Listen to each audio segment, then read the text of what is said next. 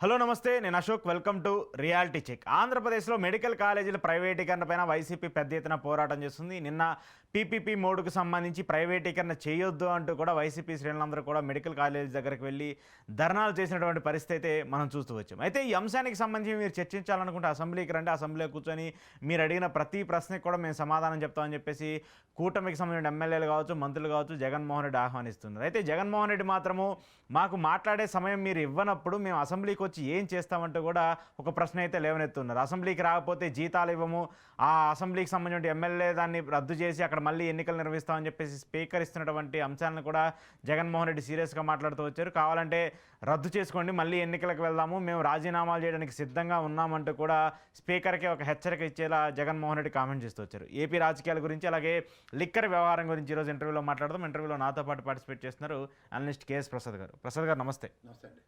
So ఏంటి, నిన్న జగన్మోహన్ రెడ్డి గారు అసెంబ్లీ ఆల్రెడీ కొనసాగుతూ ఉంది. ఒక పక్క మెడికల్ కాలేజీలు ప్రైవేటీకరణ అంశం మీద గొడవ జరుగుతుంటే అసెంబ్లీకి వచ్చిన తర్వాత చర్చిద్దామని చెప్పేసి మాట్లాడుతున్నారు. ఏం చెప్తారు ఈ అంశానికి సంబంధించి? ఇది చెప్పడానికి ఏం లేదు సార్. ఊరికే గులకరాలు డబ్బాలు వేసి డబ్బా సౌండ్లు చేస్తుంటే కౌంటర్ అటాక్ ఉంటుంది ఎప్పుడైనా సరే అపోజిషన్ నుంచి. మీరు సస్పెండ్ చేయండి, లేదంటే మాకు డిస్క్వాలిఫై చేస్తే మేము రాజీనామాలు చేసేదాకా వెళ్తాం, మాకు కూడా మేము కూడా తగ్గే ప్రసక్తి లేదన్న కోణంలోనే చూడండి. First of all rule book ఏం చెప్తుందంటే 60 పని దినాలు అసెంబ్లీ కనుక నిర్వర్తిస్తే అందులో ఓ రోజు రాకపోతే నేను సస్పెండ్ చేయడానికి. అప్పుడు కూడా నోటీస్ ఇవ్వాలి, చాలా ప్రొసీజర్ ఉంటుంది. అంతేగాని వీళ్ళకి నచ్చట్లేదు కాబట్టి 175 గెలిచేస్తే ఏడు చేస్తారు. ఇప్పుడు 124 గెలిచి 7 పీకి మంది వేస్తున్నారు, ఇంకో 175 గెలిచి 7 చేస్తారు. మన పులివెందులోనూ ఒంటిమేట ఎలక్షన్స్ చూసాం కదా, అదే ప్రాతిపదిక మీద ఎలక్షన్ పెట్టుకుందాం, వాళ్ళు దానికి సిద్ధపడి ఉన్నారు. రాజీనామా చేస్తాం, ఏమవుతుందో అది చూసుకుందాం. ఆ 11 మందిని కూడా తీసేయాలని చెప్పేసి తీసేస్తే ఏడు చేస్తారు. ఇప్పుడు 124 ఉన్నారు, మీరే ఉన్నారు, సభ నిండా కలకల్లా ఆడుకుంటున్నారు, ఏడు చేస్తున్నారు. అడిగేవాళ్ళు లేరు, చెప్పేవాళ్ళు అడిగేవాళ్ళు లేరు. నేను బోండవమ్మ నిలబడి అడిగితే ఏడు చెప్తున్నారు. ఒక్కొక్క పక్క బోండవమ్మ దొల్లగొట్టి దూపం వేస్తాడు, ఒక పక్క దూలిపోయిన 400 ఆయన ఎవరండి తెలుగుదేశానికి వెన్నుపోటు పొడిచిన, నిజమైన వెన్నుపోటు పొడిచిన వాళ్ళ అబ్బాయికి ఆయన దూపం వేసాడు. ఈయనేమో చంద్రబాబు గారు ఎవ్వరికి అనుమానం రాకుండా అబ్బబ్బా నేను పవన్ కళ్యాణ్, అసలు పవన్ కళ్యాణ్ నియోజకవర్గ ఎమ్మెల్యేగా అసలు ఆ ప్రతిభా పాఠవాలు ఏంటి ఇదేటని అబదాబా జబ్బ స్టోరీలు. ఒక పక్క మినిస్టర్ ర్యాంకింగ్లు ఇస్తే ఏడు ఇచ్చారు చూడండి ఒకసారి. ఇవన్నీ కనబడుతుంటే ఏడు నుంచి ఏడమాడతారు సార్. ఇవన్నీ మనకి తెలియని మలయ రాజకీయాలు, ఈ మలంపట్టి రాజకీయాలు చూస్తూనే ఉన్నాం. ఓ పక్క క్షేత్రస్థాయిలో చెదగొట్టి ఏం చేస్తున్నారో కూడా అర్థం కాని నిస్సాయ స్థితిలో జనసేన కార్యకర్తలు, సైనికులు ఉన్నారు. ఆయన పట్టుకుని వచ్చి ఇక్కడ మీరు 15 ఏళ్ళు మీ కిందన నా కిందన అంటే నీకు గతి లేక ఉంటున్నావు. అందరికీ గతి లేదంటే రాజకీయాల్లో శాశ్వత ప్రయోజనాలు, శాశ్వత పరిష్కారాలు ఆలోచించే ప్రక్రియకే ఎవడైనా పార్టీలు తయారు అవుతారు. సో ఇవన్నీ గమనిస్తున్నప్పుడు ఏమవుతుంది? అసెంబ్లీకి రమ్మని మీరు ఛాలెంజ్లు చేస్తున్నారు. బీఎస్సీ మీటింగ్లో ఎస్ ప్రతిపక్ష హోదా ఇవ్వం, వెరీ గుడ్, ఇవ్వకండి, ఒకటి మాకు అక్కర్లే కూడా. ప్రతిపక్ష లీడర్ స్టేటస్ ఇవ్వద్దు, very good. Equal and time ఇవ్వాలి కదా. ముఖ్యమంత్రి గారు కూడా మాట్లాడతారు, ఆ టైం ఇస్తాం, మాట్లాడండి. అదే పని చేశారు కదా గతంలో. 26 స్థానాలకు పరిమితమైన కాంగ్రెస్కి అపోజిషన్ లీడర్ ఇవ్వలేదు, అపోజిషన్ స్టేటస్ ఇవ్వలేదు, కానీ అపోజిషన్ పార్టీకి ఇచ్చిన సమయం ఇచ్చి మాట్లాడమన్నారు. అది చేయండి. ఇప్పుడు నేను ఇక్కడ కూర్చొని మాట్లాడలేదు, మీరు అడిగారంటే ఓ పాత, మీరు ఒక యంగ్ జర్నలిస్టు, నేను చదువుకున్న జర్నలిస్ట్గా మనకి హాఫ్ నాలెడ్జ్. కానీ 40 సంవత్సరాల పార్టీ లెగసీలో దగ్గర చంద్రబాబు గారి కన్నా సీనియర్ మోస్ట్ అయిన అయ్యన్న పాత్రుడు గారు, రామారావు గారు ఆయన నుంచి పనిచేస్తున్నాయని రూల్ బుక్లు, తెలుగుదేశం నిజంగా పనిచేసే విధానం ఇది తెలియకుండా మాట్లాడుతున్నారైనా. అంటే పవన్ కళ్యాణ్ కంటే ఏది తెలియదు కాబట్టి సార్ ఇది పెపేగా ఉంటుంది సార్, ఈ జర్మనీ అని చెప్పిండి, మేము ట్రోలింగ్లు చేసేస్తాం వాళ్ళకని చెప్పుకుంటే ఆయన అయితే అమాయకుడు కాబట్టి మాడతాడు. రఘురామకృష్ణరాజు గారికి పర్సనల్ ఎజెండా, జగన్మోహన్ రెడ్డి మీద వ్యక్తిగత వెంజెంటా కాబట్టి ఆయన మాడతాడు. మీకేమి? ఓహో మీరు శాశ్వతంగా నిర్మూలిస్తేనే కానీ రాజకీయాలు చేయలేరు ఆయనతోనూ, ఆ భయం మీకు ఉంది కదా. డైరెక్ట్ చెప్పారు కదా మీరే, ఇటు నిర్మూలించాలి శాశ్వతంగా అని. అంటే 124 గెలిచి కూడా మీకు తృప్తి లేదు. అంటే జగన్మోహన్ రెడ్డి ఇంకా గెలిచాడు, జగన్మోహన్ రెడ్డి సంబంధించి ఎంతో కొంత వాయిస్ బయట వినిపిస్తుందని చెప్పేసి ఆబ్వియస్లీ. ఇప్పుడు వీళ్ళ పార్టీ చరిత్రలో ఇప్పుడు దానికి మెడికల్ కాలేజీలు తీసుకోండి, లేకపోతే ఏ వ్యవస్థ అయినా సరే వీళ్ళు నిర్మించింది ఏమైనా ఉందంటే ఏదీ లేదు. ఇవాళ ఈ జగన్మోహన్ రెడ్డి ట్రాక్ రికార్డు చూస్తుంటే 17 మెడికల్ కాలేజీలో వాళ్ళంతటి వాళ్ళే ఫేజ్ 1 ఫేజ్ 2 కింద వాళ్ళే డిక్లేర్ చేశారు, పేర్లు పెట్టడానికి కూడా సిద్ధమయ్యారు. ఫస్ట్ ఓట్ ఆన్ అకౌంట్ బడ్జెట్లో 241.83 లక్షలు అలకేట్ చేశారు. తర్వాత ఉన్న కాలేజీల నుంచి ఒక ప్రొఫెసర్ని ఈ యూనివర్సిటీ నుంచి ఇంకో యూనివర్సిటీకి ట్రాన్స్ఫర్ చేయడానికి వాళ్ళే జీవోలు ఇచ్చారు. సో ఇవన్నీ కొట్టొచ్చినట్టు కనబడుతుంటారు. జీవోలు ఇస్తాను కానీ డిస్ప్లే చేయండి. ఒక పక్క కాలేజీలు లేవని చెప్తే వాళ్ళే చెప్తారు, ఒక పక్క కాలేజీల పేర్లు పెట్టడానికి జీవోలు వాళ్ళే ఇస్తారు, ఒక పక్కన మొత్తం ఎక్విప్మెంట్లు కొనడానికి ఏలూరు, నెక్స్ట్ హైదరాబాద్, సారీ ఇంకోటి ఏంటంటే నంద్యాల కాలేజీకి, పులివెందులకు కాదు, పులివెందులు దాని వేరే కదా, ఫేజ్ 2లోకి ఉన్నది. అది ఫేజ్ 2 ఏమో అమ్మేస్తామని ఇప్పుడు చెప్తున్నారు. అసలు నాకు తెలియక అడుగుతాను, మీరు ఒరిజినల్ మొనాటమీ ఆఫ్ తెలుగుదేశాన్ని వ్యాపారవేత్తలను తెచ్చి నెత్తికెట్టించారు. సోజనా సోదరిని, సీఎం రమేష్ని, నారాయణని. వాళ్ళిద్దరిని వదిలించుకున్నారు. దరిద్రం వదిలింటే ఈ నారాయణ ప్రాణాలు తినేస్తాను. ప్రతిదీ వ్యాపారమే. మీకు ఒక మార్క్ క్రియేట్ లేనప్పుడు మార్క్ కోసం క్రాల్ చేయాలి ఎవడన్నా. ఎస్, జగన్మోహన్ రెడ్డి ఈ మిగిలిన కాలేజీలు కంప్లీట్ చేయకమున్నందుకు ఎన్టీఆర్ విశ్వవిద్యాలయాల తరహా మనం ఎలా పెడతామో చూడండి అని చెప్పి పడపడ పని చేసుకెళ్ళొచ్చు కదా. దగ్గర 6,500 కోట్లు కావాలి అగ్రిగేట్న. మీరు కూటమిలోనే ఉన్నారు. ఇప్పుడు బీజేపీ మీద ప్రెషర్ పెట్టి 139.50 లక్షలు ఇచ్చారు ఒక కాలేజీకి. మిగిలిన కాలేజీలకు కూడా గ్రాంట్ తీసుకుని వచ్చి పని చేయండి. అది వల్ల ఒప్పదు. మళ్ళీ నాకు అమిత్ షా తెలుసు, నరేంద్ర మోడీ తెలుసు, నేను ఫోన్ చేస్తే పని అయిపోద్దని పకోడీ కబుర్లు పవన్ కళ్యాణ్. ఫోన్ చేసి అడిగాయ్యా, ఈ లేటెంట్ పీపీపీలు అమ్మేస్తాను అంటున్నారు, కూటమిలో మీరు కదా వీళ్ళకి సహాయం అందించాం, ఇది మంచి పద్ధతి కాదు సార్, మీరు సహకారంతో నేషనల్ మెడికల్ కౌన్సిల్ పర్మిషన్ ఇవ్వకపోతే రావు కదా మనం, ఈ కాలేజీలే రావు, మాకు రేరెస్ట్ ఫెనామినా ఇది. 1983 ఈ పార్టీ పెట్టకముందు 8 కాలేజీలు ఉండేవి. రాజశేఖర రెడ్డి గారు 3 కాలేజీలు పెట్టారు. 11 తర్వాత 17 జగన్మోహన్ రెడ్డి పెట్టాడు. మా వాళ్ళు ఏదో తలాతోక లేకుండా చేస్తున్నారు సార్ అని చెప్పాలి కదా. అవి ఏవి చెప్పరు. యువతలు బీజేపీ వాళ్ళు విష్ణు కుమార్ ఏంటంటే టిడ్కో వీళ్ళు 100 కోట్లు ఇచ్చేస్తే అయిపోద్ది, జగన్మోహన్ రెడ్డి చేయలేదు. మీది అవ్యాసమే కదా. పొద్దున్న మాట, మధ్యాహ్నం భోజనం చేసిన తర్వాత ఓ మాట, సాయంత్రం టీ కాఫీలు బజ్జీలు తిన్న తర్వాత ఓ మాట, 3 మాటలు మాడతారు అసెంబ్లీలో. విష్ణుకుమార్ రాజు గారు ట్రాక్ రికార్డ్ చెక్ చేసుకోండి. 3వ పాయింట్, ఇవాళ టిడ్కో ఇల్లు ఎందుకు ఆగిపోయి బాబు? ఆ ఈఎస్ఐ స్కామ్ను టిడ్కో ఇల్లు మాడదామా? ఈఎస్ఐ స్కామ్ అనగానే బండారు దత్తాత్రేయ గారు గవర్నర్ అయిపోతారు. ఆ టిడ్కో ఇల్లు విషయం అడవడైపోయేసరికి దేశవ్యాప్తంగానూ ఉపరాష్ట్రపతి అయిపోతారు. ఇవి మేము మాట్లాడితే బాధ వచ్చేస్తుంది మీకు. వీళ్ళకి బైబ్యాక్ అగ్రిమెంట్ ఏంటి తెలుసా? మేము విశాఖ స్టీల్ ప్లాంట్ అమ్మేస్తాం, మీరేం మాట్లాడకూడదు. ఎవరు? జనసేన, తెలుగుదేశం. వీళ్ళు పీపీపీలు చేసేస్తారు. బీజేపీ వాళ్ళు 120 వేసుకుని ఇలా చూస్తూ ఉంటారు ఎలిమెంటరీ స్కూల్ పిల్లలుగా. ఇప్పుడు టిడ్కో ఇల్లు ఇది వచ్చిందా? ప్రైవేటీకరణ చేస్తున్నారు, అది కేంద్రానికి ఇది దాని మీద మాట్లాడరు. కేంద్ర అనుమతులతోనే మెడికల్ కాలేజీలు వస్తాయి కదా. అదే రాష్ట్రానికి సంబంధించిన వ్యవహారాల మీద కూడా ఎందుకు మాట్లాడరు? ఎందుకు వాళ్ళకి తెలిసేస్తే కదా. ఈ తెలుగుదేశం తెలుగు తక్కువతనానికి వాళ్ళు శంకలు ఎత్తుకుంటే గెలుస్తారు 4-5. లేకపోతే తల్లితోడలకి 0.83%. బీజేపీ అంటే ఓకే సరే వదిలేయండి. ఏంటి ఓకే? చావా నేపథ్యం లేని పార్టీ ఆంధ్రప్రదేశ్లో ఒకటి ఏడుస్తుందంటే అది బీజేపీయే. వాళ్ళు రాజకీయం చేయడం కోసమే వచ్చారు. రాజకీయం కాదు, రాజకీయంగా వాళ్ళ పబ్బం గడుపుకోవడానికి వచ్చారు. ఇది గమనించండి. వాళ్ళకి ఉనికి ఉండదు, వాళ్ళకి నిజమైన నిరక్షకాసైన నాయకుడు ఉండడు. ఉదాహరణకు సోమవీరాజు లాంటి భూమి పుట్టకొని నుంచి బీజేపీ పార్టీకి ఉన్న ఎమ్మెల్సీ తెలుగుదేశం ఆధ్యతతో గెలిచే నేపథ్యం తప్ప సొంతంగా గెలవలేరు. ఉన్న 8 మంది ఎమ్మెల్యేలైనా ఎంపీలైనా తెలుగుదేశం లేకపోతే అది 0.83%. తెలుగుదేశం లేకపోతే జనసేన పార్టీకి సింగిల్-డిజిట్%. ఎందుకల్లా అలాగే వీళ్ళిద్దరు లేకపోయినా కూడా తెలుగుదేశం పరిస్థితి కూడా అదే కదా, ప్రతిపక్షం లేదు. తెలుగుదేశం అంటే వాళ్ళకి ఇండివిజువల్గా ఎప్పుడు మైక్ టెస్ట్ చేసుకోరు, కానీ వాళ్ళకి ఒరిజినల్ ఓటు బ్యాంక్ ఉంది, ఒరిజినల్గా ఎబిలిటీ ఎబిలిటీ. వాళ్ళకి భయం, పుట్టుకు భయంతో ట్రేడ్ చేస్తారు. రామారావు గారు వచ్చింది ఏం చాలా కమ్యూనిస్ట్ పార్టీలో. తర్వాత నేను కూడా మా ఊర్లో ఒకటి ఉంటుంది సామెత కాదు, ఒకడు ఉన్నాడు. ఆడు ఏట్రా మా ఫ్రెండే, ఇంట్లో వాళ్ళ పెద్దవాళ్ళు చచ్చిపోతే అదేదో భోజనాలు పంచులన్నీ పెడతారు కదా, పెడుతూ ఆడు దినం రావాలి పెద్దవాళ్ళది పూజ ఉంది నువ్వు రారా అన్నాడు. వీడి పొద్దు నుంచి గాబరా పడతాడు. ఏటంటే ఉండరావు నీకు తెలియదు అన్నాడు. వెళ్ళాడు, ఆడో ఎత్తుకుని వీధిలో పిల్లిని తీసుకొచ్చి దానికి పేక తాడు కట్టి ఆ స్తంభం కట్టాడు. నాకు మామూలుగానే క్యూరియాసిటీ ఎక్కువ కదా, వీడి దేనికి రా కట్టావంటే ఇలా పెద్దల పూజ అంటే ఈ పిల్లిని కడతారు మా ఊరు మా ఇంట్లోనూ అని చెప్పాడు. నేను ఇంకా అంతకన్నా వదలకుండా ఏట్రాయిడే పిల్లిని కట్టాడని చెప్పి ఉన్నవాళ్ళు పెద్దవాళ్ళు ఉంటారు కదా వాళ్ళని అడుగుతుంటే, ఏటి బాబు నీకు తెలియంది, పెద్దల పూజలు అంటే అదే మడితోనూ వాళ్ళతోనూ పంతులు వచ్చి చేస్తారు కదా, ఇది పిల్లి అనుకో, ఇంట్లో తిరిగే పిల్లి అంటే అన్నింటిలోనూ మూతెడుతుంది కదా, వాళ్ళు మొత్తాత ఒకసారి ఇంట్లో పెంచిన పిల్లి అది తిరుగుతుందని చెప్పి దానికి ఆ పూజ రోజు తాడు కట్టి పెట్టాడు. ఈ తత్తుకొడుకులకు అర్థం కాక ప్రతిసారి ఆ పిల్లిని పట్టుకొచ్చి కడతాను. నేను చాలాసార్లు చెప్పానయ్యా, వీడికి ఉంటాడు కాబట్టి వీడికి అర్థం కాలేదు అన్నాడు. అలాగే వీళ్ళకి ఏంటంటే సెంటిమెంట్ అన్నమాట. వీళ్ళు బీజేపీ వాళ్ళు లేకపోతే ఏమవుద్దో, అలా వీళ్ళు సుజనా చౌదరి పెట్టిన భయమే తెలుగుదేశానికి. జీవితంలో మంత్రి అయిపోయాడు కదా మనకు ఉద్ధరించడానికి. విజయవాడ 2 జడితనానికి ఎమ్మెల్యే కూడా గెలిపించారు ఈసారి. బీజేపీ లేకపోతేనే మనం ఓడిపోం తెలుసా అని ఇంజెక్ట్ చేశాడు. దానివల్ల అయితే మా ఫోన్లో బీజేపీ అని చెప్పి అంత ధరం పోవడం దేశాలు చేసిన వాళ్ళు కూడా సభకు నమస్కారం అని పెళ్లికి తాడు కట్టినట్టు కట్టి తీసుకొచ్చి బీజేపీని శంకన ఎక్కించుకుంటే, అప్పటి నుంచి వాళ్ళు మీరు గమనించుకోండి. ఇదే విజయకృష్ణ రంగారావు గారు గెలిచి ఆయన అడిగింది, అరే బాబు మాకు విజయనగరం మెడికల్ కాలేజ్ అంటే ఆ రోజు చెప్పాడు. 17 సంవత్సరాలు ఎంబీబీఎస్ చదివిన కామినేని శ్రీనివాస్ గారు, మర్చిపోయారా? దేశంలో అత్యధిక సంవత్సరాలు చదివిన ఎంబీబీఎస్ స్టూడెంట్ ఆయనే. చదివి చెప్పాడు ఒకటి అన్నమాట, మా వచ్చి ప్రైవేట్ కాలేజ్ అయితే చెప్పండి అనుమతులు ఇస్తామని. అలా అప్పటి నుంచి మరతెట్టడానికి ఉన్నారు. ఓకే, అంటే బీజేపీ రావడం వల్ల ఎవరికీ ఉపయోగం ఉండదు. సంస్థలు, ముఖ్యంగా దక్షిణాది రాష్ట్రాల్లో బీజేపీ గురించి ఎవడన్నా చచ్చారంటే మీ సావు మీరు తెచ్చుకున్నట్టే లెక్క. వాళ్ళ వల్ల దమిడి ఉపయోగం ఉండదు.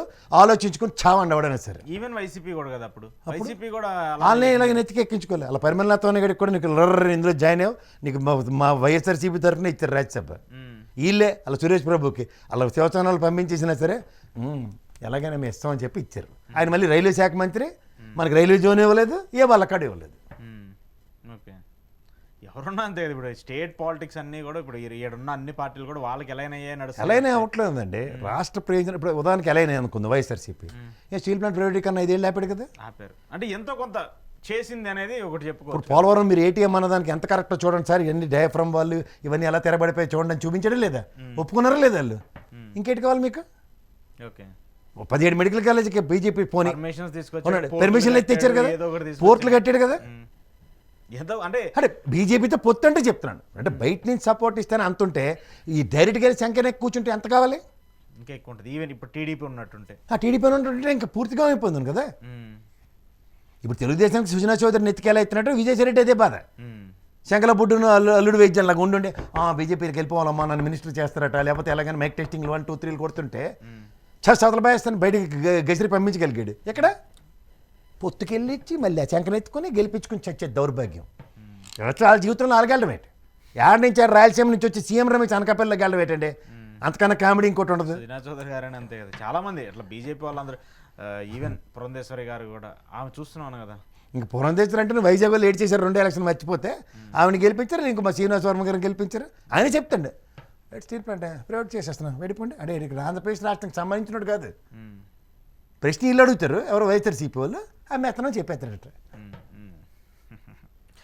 సరే, కానీ ఇప్పుడు ఎందుకు స్పీకర్ అయ్యన్న పాత్ర నిన్న కూడా ఒక మాట మాట్లాడారు, అసలు వాళ్ళు అసెంబ్లీకి రానప్పుడు వాళ్ళకి జీతాలు ఇవ్వటం ఎందుకు, అసలు అవసరం లేదు, వాళ్ళకి ఎలవెన్స్లు ఎందుకు? దీనికన్నా ముందు ఆయన మాటింది జగన్మోహన్ రెడ్డి జీతం తీసుకోవట్లేదని చెప్పింది ఆయన కదా. అప్పుడు వైసీపీ అప్పుడంటే ఈ 2 నెలలు ఇచ్చేయడం కనుక్కోండి ఒకసారి. ఇవ్వలేదు ఆయన, జగన్మోహన్ రెడ్డి తీసుకోవట్లేదు, వైసీపీ ఎమ్మెల్యేలు ఇంకా 10 మంది ఉన్నారు జగన్మోహన్ రెడ్డి తీసుకుంటారు. ఏమి వాళ్ళు ఏమో ఇలాగా మేము రక్త మాంసాలు ఓడిచి ఎలా ఎంతంత ఖర్చు పెట్టి గెలిచారో వాడికి తెలియదా? అని మీరెవరు ఇచ్చారు? మీ డబ్బులు మీ జేబులో తీసేస్తాను రేటే.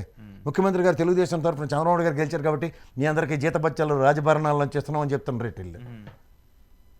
ఇప్పుడు వైసీపీ ఇంకో క్వశ్చన్ రైజ్ చేస్తుంది సార్. గతంలో చంద్రబాబు నాయుడు గారు స్టార్టింగ్ 1.5 year అసెంబ్లీకి వచ్చారు, ఆ తర్వాత అసెంబ్లీలో జరిగిన పరిణామాలు జీతం అందుకున్నారు లేదా? అసెంబ్లీకి రాలేదు ఆయన. అప్పుడు అంటే అసెంబ్లీకి రాకుండానే 60 రోజులు దాటిపోయినాయి. మరి అప్పుడు ఆయన ఎందుకు సస్పెండ్ చేయలేదు స్పీకర్ అనే క్వశ్చన్ రైజ్ అవుతుంది. ఏంటి ఉపయోగం దానివల్లనే?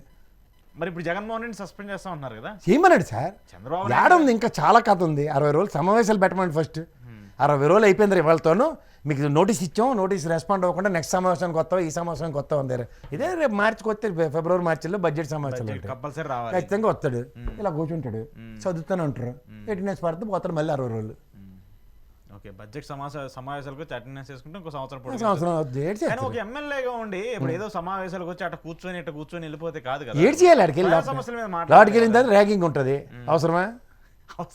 అవసరమా? వీళ్ళు చేశారు కదా, మరి ఏడు చేశారు వీళ్ళు కూడా టీడీపీ. మొన్న చెప్పాడు కదా, నేనైతే రికార్డ్ బుక్లో ఎక్కడ నేను ఎత్తికాను నాకు ఏడు కనపడలేదని. వీళ్ళు తీమనండి. ఇప్పుడు ఇల్లే ఉన్నారు కదా, ఏటర్ అన్నారు రికార్డ్ బుక్లో లేదన్న కూడా రికార్డ్ బుక్ అని చూపించాలి కదా. రఘురామకృష్ణరాజు ప్రతిదిన కొట్టించారు, నన్ను కొట్టించారంటే నమ్మడానికి కోర్టు అయితే ఒప్పుకోలే. నేను కొట్టారంటే నేను ఏ కానిస్టేబుల్ని సస్పెండ్ చేయలే, ఎస్ఐని సస్పెండ్ చేయలే, ఎస్పీని సస్పెండ్ చేయలే. కొమ్మినేని గారి విషయంలో కట్టొచ్చినట్టు కనబడింది. మీరే చూసుకో, డిఎస్పీ గారు నేను ఎస్పీ గారిని పిలిచి మెమోలు ఇచ్చింది కోర్టు. అలాంటి ఉదంతం ఉందా రఘురామకృష్ణరాజు ఉదంతంలో? మిలిగంట రేట్ అదేం లేదు కదా. అంటే టపాచుపుత్రులు కబుర్లే కదా. ఓకే, సో ఇవన్నీ కూడా ఏదో పైపైన మాట, పైపైన మేగడ కబుర్లే, లోపల నీళ్ళలోకి వెళ్తే ఏట్లేదు. రియాలిటీ వరకు ఏం జరగదు. జరిగినా కూడా జగన్మోహన్ రెడ్డిగా ఉన్నాడు, రాజీనామాలు చేస్తాను కూడా ఆయన కూడా తేల్చి చెప్పాడు. ఒకటండి, కాకి ఇటు పక్క చూస్తుంది, ఒక పక్క చూస్తుంది. వాళ్ళు ఒక పక్క చూస్తారు, జగన్మోహన్ రెడ్డి చూస్తారు, ఇంకేటి చూడట్లేదు. వాళ్ళు రాష్ట్రం ప్రజలు అన్ని గాలికి వదిలేస్తారు. ఇంకా జగన్మోహన్ రెడ్డి ఇంకా అయిపోయింది. ఆయన ఇప్పుడు 124 మందితో లోపల ఉన్నారు. మరి ఆయన పేరు ఎందుకు ఆయన సస్పెండ్ చేస్తాం? ఆయన మీద గాబరా ఎందుకు నీకు? ఆయన వచ్చిపోయి హరిదేటర్ బాబు నా వ్యవసాయ బిల్లు అంటే అడ్డుకుంటుండే, మెడికల్ కాలేజీలు ప్రేపీపీ అంటే అడ్డుకుంటుండే అసెంబ్లీలో అంటే మీరు భయం పడ్డారో, లేకపోతే ఆయన వదిలించుకుందాం అనేది తాపత్రయపడు. బయట నుంచి ఇచ్చిన 2 చిటికల తాపులకే గడగలు ఆడిపోతుంటే ఇంకెందుకు 124 మీకు? ఇప్పుడు 175 కూడా గెలిచేస్తారు 11 రాజీనామా చేతి. ఏటికి ఉపయోగం? మళ్ళీ జగన్మోహన్ ఇదే ప్రెస్ మీట్ పెడతాడు, ఇదే మాట్లాడతాడు, మళ్ళీ భయం. జగన్మోహన్ అప్పుడు అయిన పోతే శాశ్వతంగా నిర్మూలించి ఎలా అయితే అని మళ్ళీ కొత్త స్లోగనే. అసలు ఎందుకు అంత ధైర్యంగా చెప్పాడంటే ఫస్ట్ 60 రోజులు కంప్లీట్ అవ్వాలి. రెండోది షోకాజ్ నోటీస్ ఇవ్వాలా, దాని ఎక్స్ప్లెనేషన్ తీసుకుని అప్పుడు చర్యలు ఉంటాయి. ఇది ప్రజాస్వామ్యం అనుకున్నారా లేకపోతే ఇంట్లో ఎస్తరాకులు కట్టేపారం అనుకున్నారా? ఫస్ట్ హైకోర్టుకి సమాధానం ఇవ్వాలి. హైకోర్టుకి సంబంధించి ఇప్పుడు హైకోర్టు ఆర్డర్ హైకోర్టు ఆల్రెడీ ఒక ఆర్డర్ వెయిటింగ్ అండి. ఇచ్చింది. అవును. ఏమని ఇచ్చింది? మీ సమాధానం చెప్పండి, దానికి సంబంధించి రూల్ బుక్లో లేదని రూల్ బుక్లో లేని దానికి అపోజిషన్ స్టేటస్ ఎందుకు ఇవ్వట్లేదు, అపోజిషన్గా ప్రివిలేజ్ ఎందుకు లేదు అన్న దగ్గర ఇవాళ సమాధానం చెప్పండి. ఫస్ట్ దాన్ని సస్పెండ్ చేసేస్తాం, రాజీనామా చేయమని మేము గెలిచేస్తాం, పులివెందుల్లో వాళ్ళందరినీ ఇంట్లో కూర్చోబెట్టాం, బయట జమ్మల మడుగు నుంచి అన్నమయ్య జిల్లా నుంచి ఎత్తుకొచ్చామంటే తను నోట్లు ఇస్తాం. ఇలాంటి మాకెందుకు అవి? మాకెందుకే బాబు? ప్రజాస్వామ్యంలో వాళ్ళకి 11 ఇచ్చాం, మీకు 124 ఇచ్చాం. మీ పని మీరు చేయండి ఫస్ట్. ఆయన రాజీనామాలు, ఆయన అసెంబ్లీకి రావడాలు, మీకు that is not your business at all. ఆయన బిజినెస్ కూడా చాలా క్లియర్గా చెప్పండి, నాకు సమయం అండి, సమయం ఇస్తే వస్తా అంటున్నాడు కదా. సమయం ఇస్తే ఆయన వస్తానంటాడు. దాన్ని పట్టుకుని వదిలేసి సమయం ఇస్తాం మీరెవరు ఇచ్చేవడానికి? కోర్టు ఇస్తుంది రేపు పొద్దున్న జలక్. ఏటి నాని ఏటో అన్నవాటని మేము అది అనలేము, తూచి గోటి.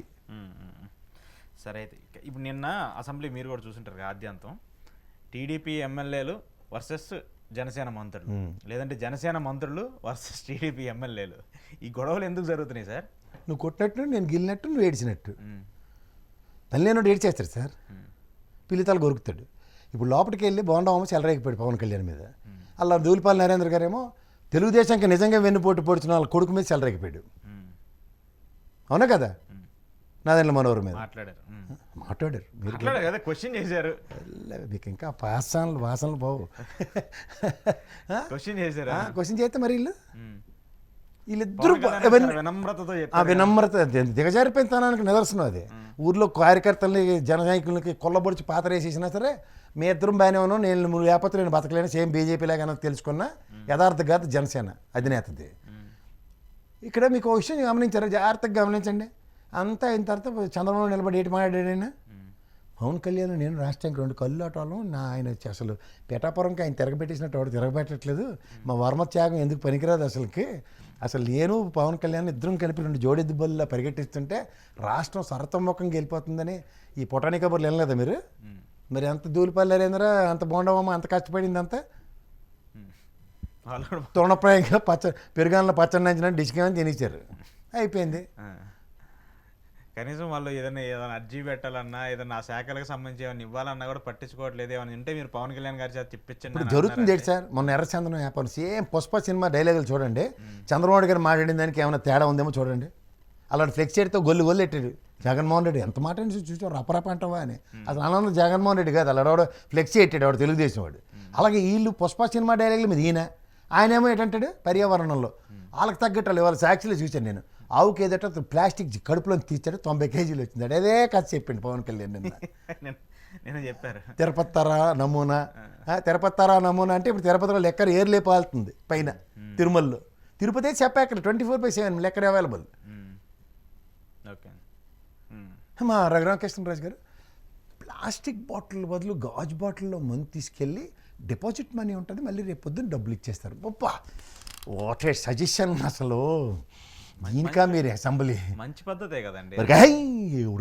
పాకరాలు ఏంటిది టెట్రా ప్యాకెట్లను కేరళలోను అట్లను టెట్రా ప్యాకెట్లను ప్లాస్టిక్ బాటిల్ని ఎత్తుంటే యాడ కథలు చెప్తారు వీళ్ళు. ఇప్పుడు అసలు ఎంతసేపు ఎర్రోడికి దేని మీద లోకం అంటారు, ఎక్కడి మీద ఎందుకుంటారు వీళ్ళకి? మధ్య ప్రాణు ప్రియులు కడుపు కొట్టు జగన్ అని ఎలక్షన్ ఎత్తేసారు. అందుకోసమే మద్యాన్ని ఫ్రీ ఫేర్ మద్యంగా, మంచి క్వాలిటీ మద్యంగా, తక్కువ ధరలుగా అమ్ముతున్నారు ఆంధ్రప్రదేశ్లో. సేమ్ ల్యాండ్ రేటే కొంచెం కాస్ట్, మద్యం కన్నా తక్కువ మాకు. ల్యాండ్ రేట్లు కూడా నిన్న ఎవరు ఒక అమరావతి రైతు, ఆయన కూడా అమరావతి ఉద్యమంలో పార్టిసిపేట్ చేసినటువంటి వ్యక్తి, యుగంధర్ అని సంథింగ్, నేను చూశాను ఆ వీడియో.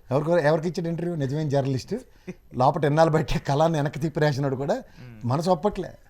ఆయన ఒప్పుకున్నాడు, డైరెక్ట్గా మాట్లాడాడు. నేను టీడీపీ కోసము అని కూటమి కోసం పనిచేసి జగన్మోహన్ రెడ్డి పోతే నాకు న్యాయం జరుగుద్ది అనుకుంటే ఈ 15-16 నెలల్లో కేంద్ర మంత్రులు లేదంటే మంత్రులు సైతం ఇన్వాల్వ్ అయినా కూడా ఇంతవరకు నా భూమి నాకు ఇవ్వలేదని చెప్పి చెప్తున్నాడు ఆ రైతు. నిజాలు మేము మాట్లాడుతుంది అదే సార్. అమరావతి శాశ్వత గజెట్ తిండ్రా అంటే అది తప్ప అని మాట్లాడతారు, ఆ ఒక్కటి తప్ప. తర్వాత అక్కడ భూములకి వాళ్ళు ఇచ్చిన 1000 గజాలు 400 గజాలు వాళ్ళకి సైట్లు కొట్టే ఉండరా, ఆ ఒక్కటి తప్ప. సీడ్ క్యాపిటల్ రోడ్ ఏంటి రా అంటే ఆ ఒకటి తప్ప. కానీ అమరావతి రాజధాని మాది ఏమనుకుంటారు, నిరంతర గంగానదీ ప్రవాహ ప్రక్రియ అని చెప్తాడు చంద్రబాబు నాయుడు గారు కాన్క్లేవ్లో. నిరంతర ప్రక్రియ జరుగుతూనే ఉండాలి. కానీ మిగతా అంతా ఆ కందుల రమేష్ గారికే అంత మంట ఎక్కిపోయిందంటే ఇంక ఇదే నరసింహరావు అటు ఇంటర్వ్యూ చేసి ఉంటే ప్రాణాలు తోడిస్తుంటాడు. అర్థమవుతుంది కదా అక్కడ రైతులు ఎంత అంటే అంత పెద్ద పాపులారిటీ ఉండి పొలిటికల్గా మాట్లాడి పొలిటికల్గా లైజనింగ్ ఉన్న ఇప్పుడు మొన్న election is really A crucial turn over అండి. అమరావతి సెంట్రిక్గా జరిగిన ఎలక్షన్. అవును, అసలు టర్న్అవుట్ అంతా విజయవాడ ఉభయ గోదావరి జిల్లా దాకా అది దాన్ని ఎసెన్స్ ట్రావెల్ అయింది. అలాంటిది ఇప్పటికీ క్లారిటీ లేదంటే అమరావతి చేసే వ్యక్తికే న్యాయం జరగకపోతే నా ప్రశ్న సామాన్యుడు ఇంక ఎక్కడికి వెళ్ళి ఇప్పుడు వాళ్ళ పని ఎప్పుడూ అయిపోయింది. ఇప్పుడు ఆయన 32,000 గజాలు సంథింగ్ అది చెప్పాడు. ఆయన 1000 గజాలు 500 గజాలు 200 గజాలు ఉన్న వాళ్ళ పరిస్థితి ఏంది? వాళ్ళ పని ఎప్పుడే అయిపోయింది సార్. వీళ్ళందరూ మడతెట్టవలసిన వాళ్ళందరికీ మడతెట్టేశారు. వీళ్ళు సర్దేసుకోవాల్సిన వాళ్ళని సర్దేశారు, దీపం చక్కబెట్టేశారు.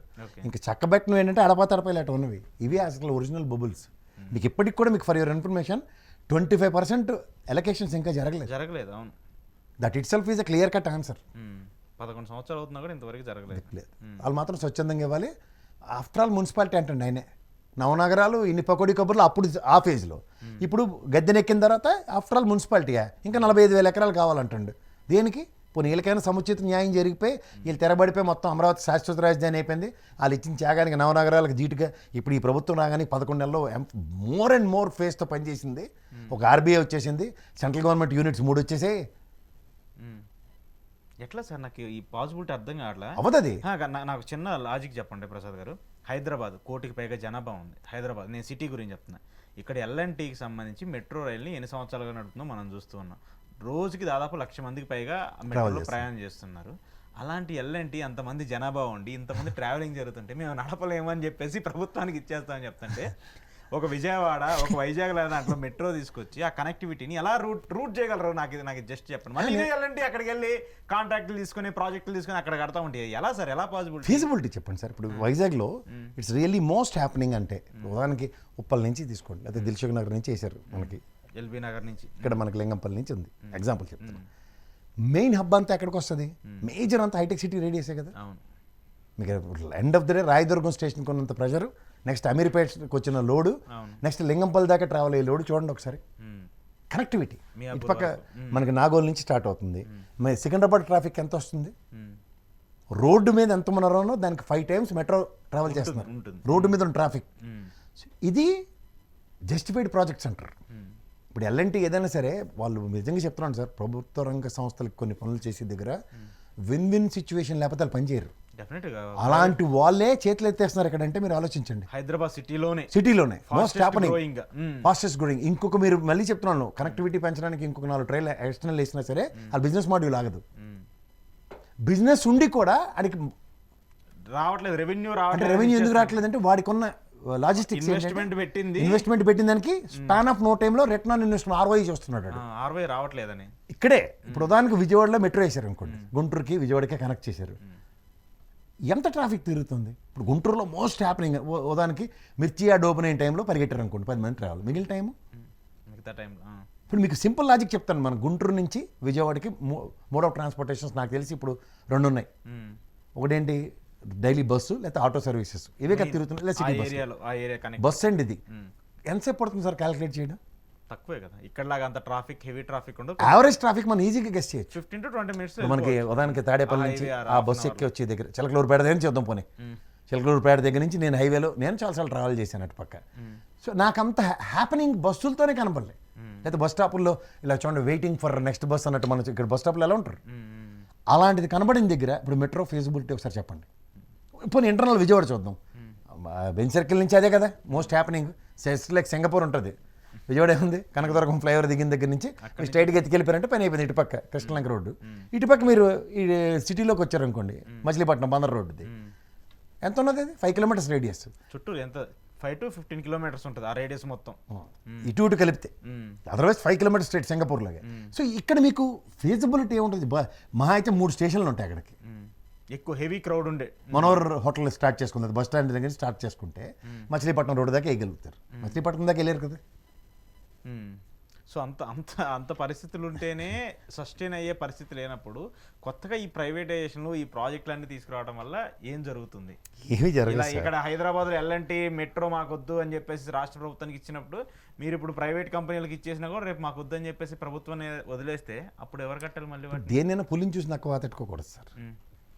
మీకు అర్థమవుతుంది. ఇక్కడ హైదరాబాద్లో మెట్రో ఉంది కాబట్టి విజయవాడలో ఉండాలి, లేకపోతే హైదరాబాద్లో కాకపోతే మాకు విశాఖపట్నంలో ఉండాలన్నప్పుడు you need to increase the base.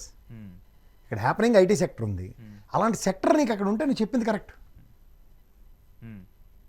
Cost of production ఇంకా పెరిగేదే కానీ తగ్గేది కాదు కదా. ప్రధానికి స్టీల్ ప్లాంట్లో 1,00,000 మంది ఎంప్లాయీస్, మీరు మాటకి చెప్దాం ప్రత్యక్షంగా పరోక్షంగా, వాళ్ళు ఆ రేడియస్లో ఉన్నారు కదా, లోపల క్వార్టర్స్ హ్యాపెనింగ్. ఇప్పుడు బిహెచ్ఎల్కి ఉంది, ఉదాహరణకి లింగంపల్లి నుంచి బిహెచ్ఎల్ స్ట్రైకింగ్ డిస్టెన్స్, కానీ బిహెచ్ఎల్ ఎంప్లాయీస్ కోసం కాదు కదా అది. లేదు, ఖచ్చితంగా కాదు కదా. బిహెచ్ఎల్ క్వార్టర్స్, ఎంఐజీలు, హెచ్ఐజీలు అన్నీ అక్కడ ఉన్నాయి. అక్కడే ఉన్నాయి, అక్కడే క్వార్టర్స్ ఉంటాయి, అక్కడే కంపెనీ ఉంటుంది, ఫుడ్ ప్రొడక్షన్ అంతా ఆ ఏ పరిసర ప్రాంతాలు ఆల్రెడీ ఎస్టాబ్లిష్ అయి ఉంటాయి కదా. సో అయితే ఇదంతా కూడా ప్రైవేట్ కంపెనీలకి ఇస్తే ఏదో ప్రాజెక్టులు కట్టి కళ్ళకు చూడటానికి బాగుంటాయి కానీ ప్రాక్టికల్గా వాళ్ళు చేయరండి. అలాంటి కూడా అయితే అసలు చేయడు. వాడికి ఫస్ట్ ఆఫ్ ఆల్ ఆర్ఓఐ చూసుకుంటాడు వాడు. స్పాన్ ఆఫ్ నోట్ హైదరాబాద్కే దిక్కు లేకపోతే ఆడ అక్కడ వెళ్ళి విజయవాడ వైజాగ్ ఏంటి ఆలోచిస్తారు సార్.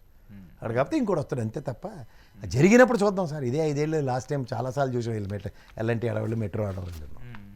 మెట్రో ఆడవాళ్ళు కాదు అంటే హైదరాబాద్ లాంటి ప్రాజెక్ట్ని వాళ్ళు మాకు అవ్వదు లేదు, మేము తిరిగి ఇచ్చేస్తామంటే ఇంకా ఆంధ్రప్రదేశ్ లాంటి పరిస్థితి ఎలా ఉంటుంది అనేది డౌట్. డౌట్ ఏం లేదు. సరే, కంక్లూడ్ చేసే చివరిగా లిక్కర్ కేసులో వైఎస్ భారతి గారి పేరు నిన్న ఆల్రెడీ వైఎస్ జగన్మోహన్ రెడ్డి గారి బ్రదర్ అనిల్ గారికి సంబంధించి కంపెనీలో ఈడీ సోదారు, ఈడీ కూడా ఇన్వాల్వ్ అయింది ఇప్పుడు. సో ఏం జరగబోతుంది? జగన్మోహన్ రెడ్డి గారి, లోకేష్ గారి ఈ మధ్య చాలాసార్లు మోదీ గారితో, అమిత్ షా గారితో కూడా తిరుగుతూ వచ్చారు. ఆ తర్వాత ఇప్పుడు ఈడీ ఎంటర్ అయింది. ఈడీ ఎంటర్ అయిన తర్వాత అనిల్ గారి బ్రదర్ ఈడీ రైడ్స్ చేయటం, భారతి గారి పేరు రావటం, ఏం చెప్తారు? కామెడీకి కూడా అర్థం ఉండాలి. మొన్నటిదాకా మిథున్ రెడ్డి అన్నారు సార్. ఒకటి ఇప్పుడు మీకు చెప్తాను, అనిల్ రెడ్డి అన్నవాడు అది ఏ వ్యాపారం చేస్తుంటే కనుక్కోండి sir. లిక్కర్లో what did he directly involved ఉన్నారని చెప్తే పోనీ లిక్కర్ అంతా, లేదా ఒక బ్రెవరేజ్ యూనిట్ అతనికే ఉంది, ఆ బ్రెవరేజ్ కార్పొరేషన్లో ఇన్వాల్వ్మెంట్ ఉంది, ఒక యూనిట్ అతనికే ఉంది కాబట్టి అక్కడి నుంచి లిక్కర్కి ఉంది ప్రభుత్వం అని చెప్తే మీరు అన్నది ఒక హైపోథెటికల్గా ఆలోచించడానికి ప్రాబిలిటీ ఉంటుందని. ఎట్లేదు దానికి ఏంటండి, ఆయన వ్యాపారాలు ఏవో ఆయన చేసుకుంటాడు. ఇవాళ ఐటీ రైడ్ అయింది, దాంట్లో ఉన్న డీవియేషన్స్ అవనండి, లేకపోతే ఈడీ రైడ్ అవుతుంది, దాంట్లో ఫైండింగ్స్ మీద లెక్కర్ ఏంటి ప్రతిదానికి ఎక్కడికే ఉంటుందా? అక్కడికి ఉంటుందా? అలా అయితే మనలో అనమాట. రాజకేష్ రెడ్డి విషయంలో చిన్ని ఉన్నాడు, కేశినేని చిన్ని అక్కడ విజయవాడ ఎంపీ, ఆయన చుట్టూ తిరిగిందే. డైరెక్ట్ విజయసాయి రెడ్డి ఉన్నాడు ఎత్తికి, విజయసాయి రెడ్డి చుట్టూ ఏమైనా తిరుగుతుంది లెక్కర్ స్కామ్ ఇప్పుడు? లేదు కదా. మరి ఇక్కడ తేల కృష్ణారెడ్డి గారు అల్లుళ్ళు ఉన్నారు, ఫామ్ హౌస్లో దొరికే నేను తడవాడు చేశారు. ఏమన్నా నెక్స్ట్ ఈడీ ప్రొసీడింగ్ లేదు ఉన్నారు. ఏవో టపాచి బూతులు కబుర్లు చెప్పి 5 రాష్ట్రాలు. గోవిందప్ప ఎక్కడి నుంచి వచ్చాడు? భారతీయ డైరెక్టర్, భారతీయ సిమెంట్స్ డైరెక్టర్ కదా, కర్ణాటక నుంచి. మరి కర్ణాటకలో ఆయన మీద ఎంక్వైరీ చేయకుండా కర్ణాటక కూడా ఇన్వాల్వ్ అయిందంటే ఏమైనా అర్థం ఉందా? కర్ణాటక స్టేట్ కూడా ఇన్వాల్వ్ అయిందని చెప్తారు, అలాగే చెప్తారు తప్పేలా ఛానల్. సో ఏముండదు, జస్ట్ ప్రచారం. ఎవరికంటే సార్ టైం వేస్ట్ సార్. సిట్టోళ్ళు చేతులు ఎత్తేసేయాలి కానప్పుడే ఈడీ వాళ్ళు వస్తారు. ఈడీ వచ్చి ఢిల్లీ లిక్కర్ స్కామ్లో ఏడు చేసాడు. వాళ్ళకి ఎవడోడి మీద వెంజంటాలన్నా వాళ్ళందరూ లోపడడానికి ఉపయోగపడతాయి. వాళ్ళకి కేజ్రీవాల్ మీద ఉన్న తెగులంతా తీర్చుకున్నారు, ఏదో అన్నీ దించాలి ఎట్టి పరిస్థితులన్నీ అని మాట పెట్టారు. ఇక్కడ కవితమ్మని సెంట్రిక్గా జరుగుతుంది రాజకీయాలను ఏమైనా ఉపయోగపడుతుందా బీజేపీకి అన్న దగ్గర చూశారు, ఉపయోగపడింది కదా 8 సీట్లు అంతే. సో ఇప్పుడు అక్కడ కూడా కూటమి ఉంది కాబట్టి జగన్మోహన్ రెడ్డిని ఏడు చేశారు. 2 సార్లు లోకేష్ తిరిగాడు, 11 ఓట్లు. ఏది తెలంగాణ ఓట్లే లేదు, ఒరిస్సా ఓట్లే లేదు, తెలుసు కదా ఉపరాష్ట్రపతి ఎన్నికకి. ఆ రెండింటిని కాంపౌండ్ చేస్తే 11 ఓట్లు వేసాడు కదా ఆయన. అదే కదా ఇప్పుడు వాళ్ళు ఇప్పుడు బీజేపీ మీద అదే కదా టీడీపీకి కోపం. అయితే వదిలేండి, ఒకసారి వదిలేండి. 17 ఏమవుతుంది చూద్దాం అప్పుడు. 17 ఇంకో కొత్త బిల్లు కూడా ఒకటి తీసుకొచ్చారు కదా, అమిత్ షా గారు ఏదో తీసుకొచ్చారు కదా, అదేం జరుగుతుంది? అదే అన్ని కలిపి అప్పుడు ముందు క్రొకడైల్ ఫెస్టివల్ ఉంటుంది. రైట్ సార్, చూద్దాం దీని సమస్య. Thank you sir, thank you very much. ఇది కేఎస్ ప్రసాద్ గారి ఈరోజు స్పెషల్ రియాలిటీ చెక్. చూస్తూనే ఉండండి ఈహా టీవీ.